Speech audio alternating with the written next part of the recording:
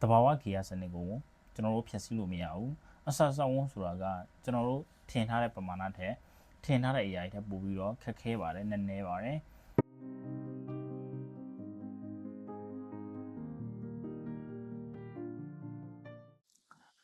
လူတရားရဲ့ဆုံးဖြတ်ချက်အဲ့ဒီဆုံးဖြတ်ချက်ကြောင့်ပဲလူတွေအများကြီးတည်ဆုံခဲ့ရတယ်ပြီးရင်လူတွေအများကြီးတွေမကဘဲနဲ့ဒီတိုင်းပြည်မှာနေတဲ့တလိษံတွေဒီပါတက်ရောက်မှုရှိခဲ့တယ်ဒီဆုံးဖြတ်ချက်အမှားကြောင့်ပဲလူတွေတန်းနဲ့ကြည့်ပြီးတည်ဆုံခဲ့ရတယ်ဟုတ်ပြီဒီအဖြစ်အပျက်တစ်ခုကိုကျွန်တော်ဒီဗီဒီယိုမှာပြပြပါမယ်1949ခုနှစ်မှာမော်စီတိုဦးဆောင်တဲ့ကွန်မြူနစ်ပါတီဟာတရုတ်ပြည်မကြီးကိုသိမ်းပိုက်ခဲ့ပါတယ်ဒီအချိန်မှာနှစ်ပေါင်းများစွာစစ်ပွဲတွေငတ်မခေါင်ပါမှုတွေကြုံတွေ့နေရတဲ့ပြည်သူတွေကမော်စီတုံးကိုသူတို့ဟာခေတ္တရှင်တူလို့ထင်မှတ်ခဲ့ကြတယ်ဒီလိုထင်မှတ်ခဲ့အောင်ပဲသူရဲ့စံဆောင်မှုတွေကအဲ့ဒီကာလတွေမှာတကယ်လဲပြောင်းမြောက်ခဲ့ပါတယ်ဟုတ်ပြီအဲ့ဒီမှာမော်စီတုံးမှာသူ့မှာလုံးဝရီမန်ချက်အကြီးတစ်ခုရှိပါတယ်ဒါကတော့တရုတ်ပြည်မကြီးကို10စုနှစ်တစ်ခုအတွင်းမှာကမ္ဘာ့အင်အားကြီးနိုင်ငံတစ်ခုဖြစ်အောင်ပြုလုပ်မယ်ဆိုပြီးတော့သူကတနည်းတန်တစ်ခုချမှတ်ခဲ့တယ်အဲ့ဒါကိုမြန်မာလိုအဖြစ်မဟာခုံပြန်ကြော်လာမှုလို့ခေါ်တယ် The Greater Loop for ဆိုတဲ့ campaign ဖြစ်ပါတယ်ဒီ campaign ကို1958ခုနှစ်မှာစပြီးတော့ကြီးညာချက်ထုတ်တယ်ဒီကြီးညာချက်ထဲမှာဘာရေးအဓိကဘာကြီးပါလဲဆိုတော့စက်ရုံတွေစောက်မယ်တန်တွေထုတ်မယ်ပြီးရင်ကောက်ပဲတိနံထွက်နှုန်းတွေတိုးမြင့်မယ်ဟုတ်ပြီဒါတွေကရေဘူးအားဖြင့်ကြားရတော့ကောင်းပါတယ်ဒါပေမဲ့လက်တွေ့မှာ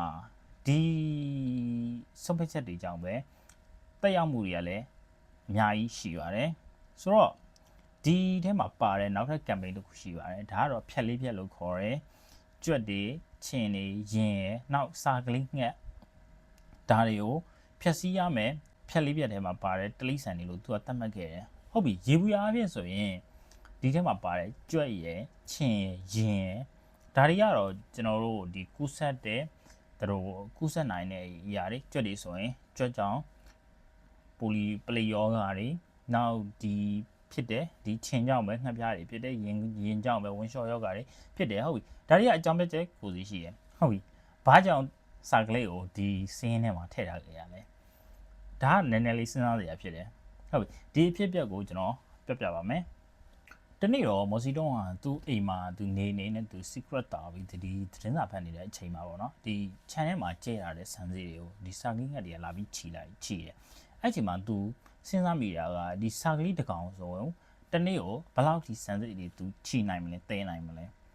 ဒါဆိုရင်10ကောင်တအုပ်ဆိုရင်ဘယ်လောက်ထိဆန်စီတွေအလေးလွန်းဖြစ်မလဲဟုတ်ပြီဒါဆိုရင်တအုပ်လုံးမလုံးနဲ့ဒီတရုတ်တနိုင်ငံလုံးမှာရှိတဲ့ဒီစာကလေးငတ်အရေးအတွက်တွေဆိုရင်ဘယ်လောက်ထိ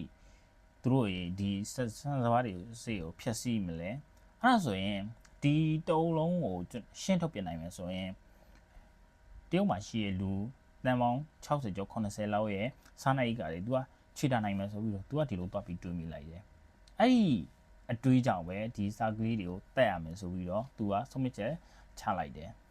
ဒီနေရာမှာသူမစဉ်းစားခဲ့တဲ့တစ်ချက်ကစာကလေးတွေရဲ့အစာခွင်းဆက်ကိုသူတေချာမတွေးမိဘူးမစဉ်းစားမိဘူးအဲ့ဒီနောက်ဆက်တွဲတွေကတရုတ်မှာအရန်ဆိုးရတဲ့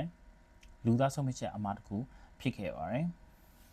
အဲ့ဒီအချိန်မှာမော်တီတုံးကဒီကျင်းညာချက်ကိုသူထုတ်ပြန်ခဲ့တယ်တရုတ်တနိုင်ငံလုံးမှာရှိတဲ့စာကလေးတွေကိုပုံရံသူအဖြစ်သတ်မှတ်ပြီးတော့ဒီစာကလေးတွေအားလုံးကိုသူကတပ်ပြရမယ်လို့သူကကျင်းညာချက်ထုတ်တယ်ပြီးရင်သူကကျင်းညာချက်ထဲမှာပြည်သူတိုင်းမဖြစ်မနေပါဝင်ပေးရမယ်အဲ့တော့ပြည်သူတွေကလည်းဒီလူတိုင်းမဖြစ်မနေပါဝင်ပေးရမယ်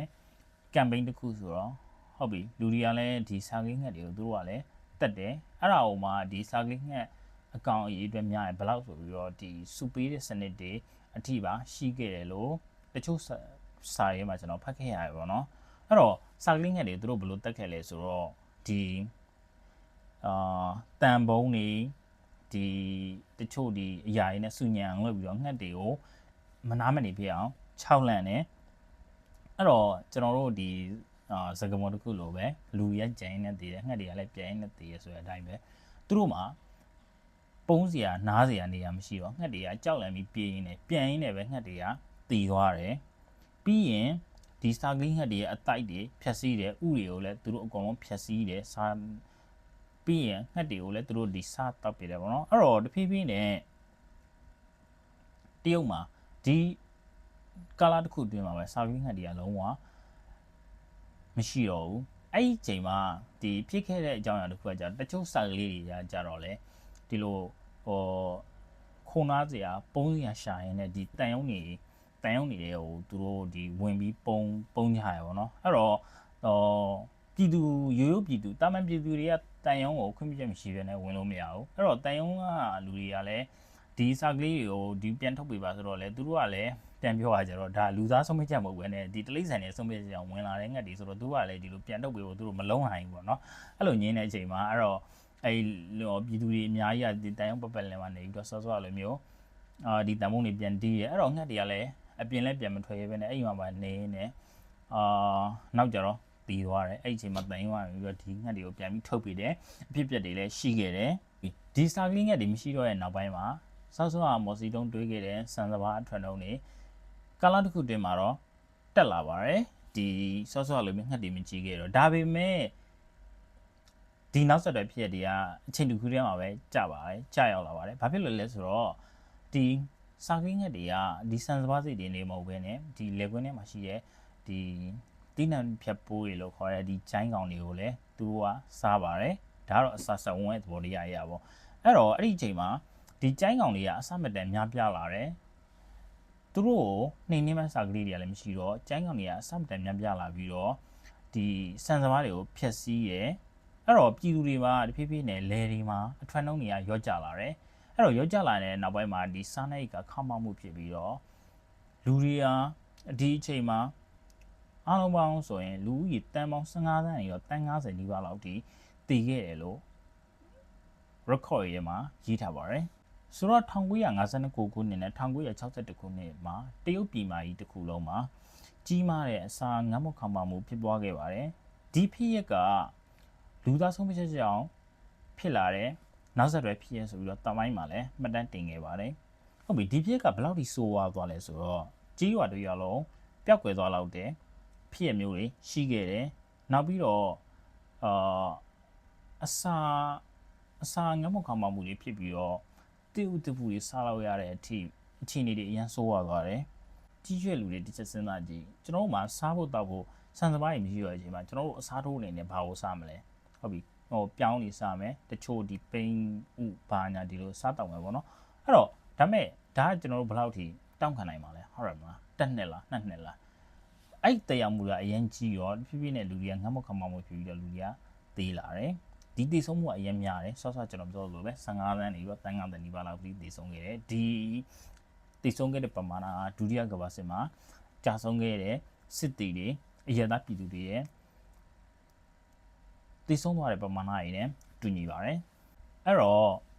့ဒီဖြစ်ရပ်တွေကိုမော်စီတုံးကသူ့ရဲ့အမှားလို့သူကဝန်မခံခဲ့ပါဘူးအဲ့ဒီအချိန်မှာ1958ခုနှစ်မှာတရုတ်ပြည်မှာရှိတဲ့ကောက်ကွယ်ရေးဝန်ကြီးကမော်စီတုံးကိုဒီ